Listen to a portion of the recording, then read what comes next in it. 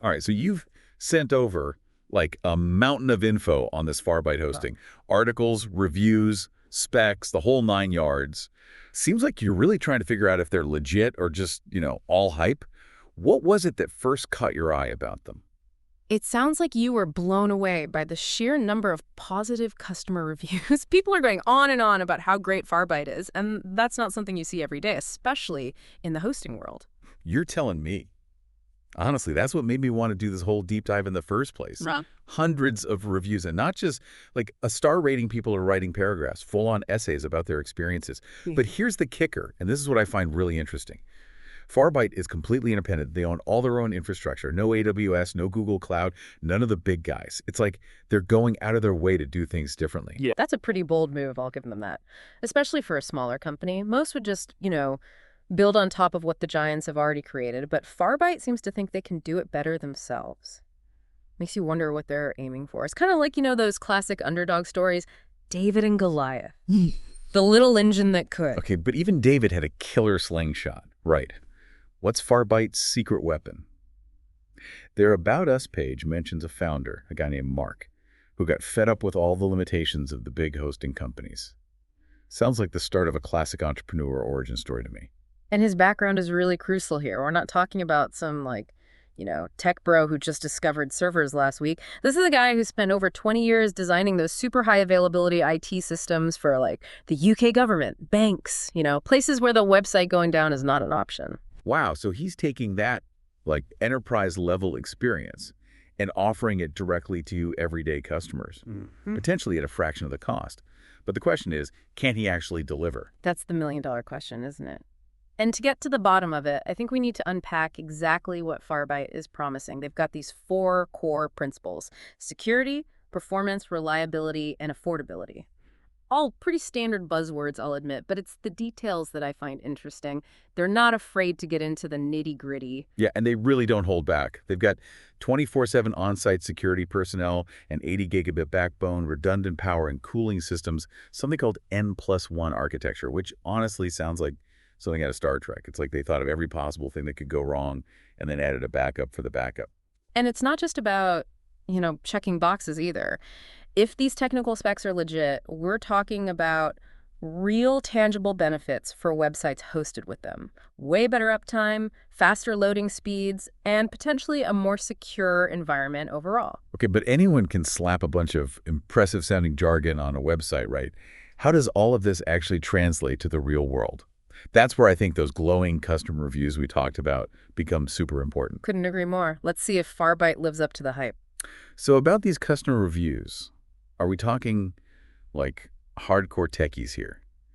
Or is it everyday people like you and me? That's the cool part. It's a really diverse bunch. You've got small business owners raving about Farbyte, developers, designers, heck, even people who are totally new to hosting are over the moon. It's not just one type of customer who's happy, which is always a good sign.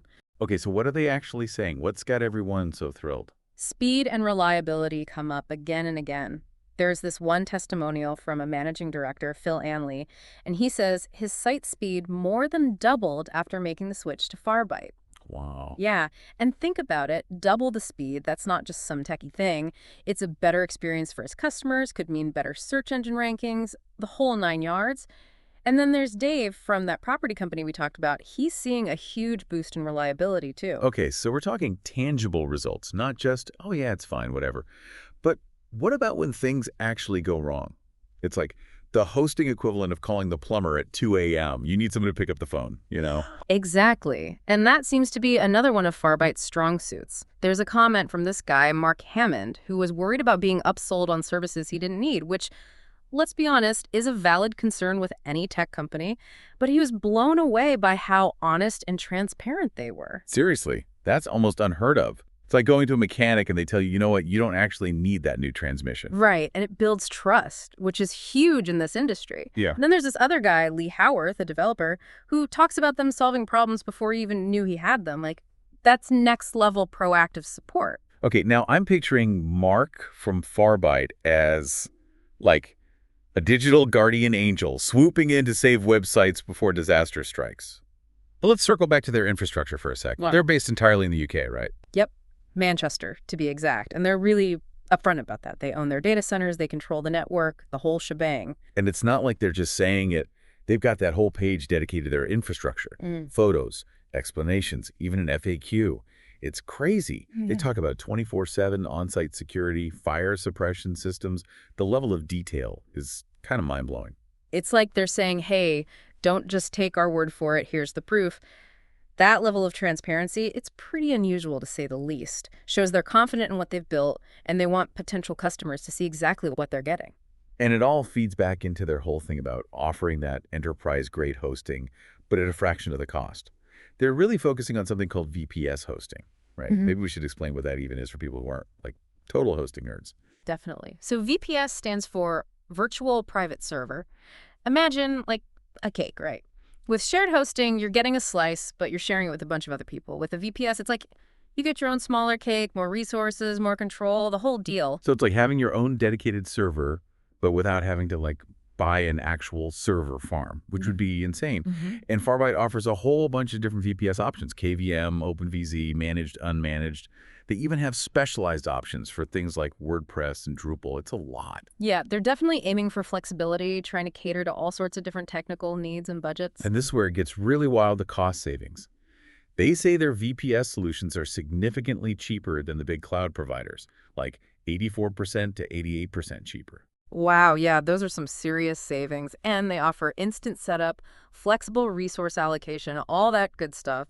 It's like they're trying to make it as easy as possible for people to get started with a more powerful hosting setup. Okay, but here's the thing. Cheap doesn't always mean good, Right. right? Are they cutting corners somewhere to offer those kinds of prices? What's the catch? Yeah, I mean, that's what I keep coming back to. With prices that much lower than those big name companies, something's got to give, right? It's a fair point. I will say one area where they might be a little bit limited is scalability. Like their infrastructure, it's definitely impressive, especially for their size, but it's still, nowhere near the scale of an AWS or a Google. So for a huge company with tons of traffic, Farbyte might not be the perfect fit, at least not yet anyway. So it's about finding the right tool for the job, as they say. They're not trying to be everything to everyone. Exactly. And even then, they still offer a lot of flexibility. They've got both KVM and OpenVZ virtualization technologies for their VPS services, which covers a pretty wide range of needs. Man, you're deep down the rabbit hole when we're just casually throwing around terms like KVM and OpenVZ.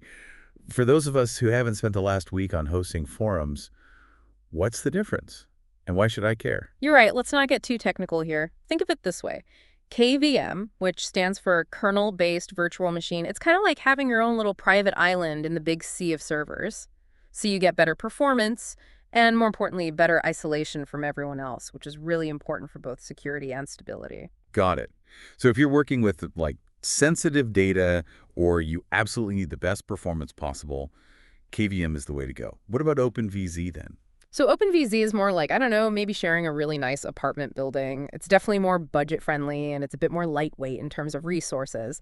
But what you gain in affordability, you might lose a little bit in terms of performance if your neighbors are being noisy, so to speak. But it's still a really solid choice, especially if you're just starting out or you don't need that same level of isolation that you get with KVM. Yeah, this is what I find so fascinating about Farbyte. They're not just trying to be the cheaper option. It's like they're challenging this whole idea that bigger is always better when it comes to hosting. Like they're saying, hey, we can do this.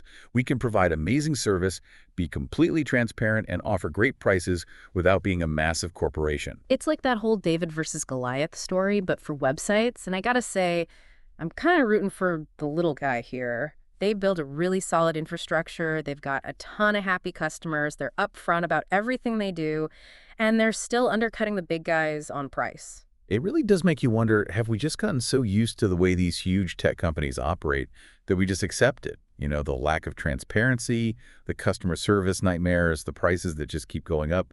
Farbyte's kind of a breath of fresh air, honestly. A good reminder that there are other options out there. I agree. It shows that you don't need to be a giant corporation to do things the right way. So to everyone listening, if you're feeling a little burnt out on the big hosting companies or you're just curious about what else is out there, I think Farbyte hosting is definitely worth checking out. Who knows, maybe you'll be writing one of those glowing reviews soon. I wouldn't be surprised. This deep dive has been really eye-opening, I gotta say. Makes you think, in this whole world of, like, bigger, better, faster, are we overlooking some of the smaller companies that are doing things right? The ones who still care about quality and treating their customers well. That's an important question, for sure. Maybe real progress isn't always about being the biggest, you know? Maybe it's about doing things differently, about integrity and a genuine commitment to being the best, no matter what. Now, that's something to think about. Couldn't have done it without you. Thanks for all your insights. And to everyone listening, happy hosting.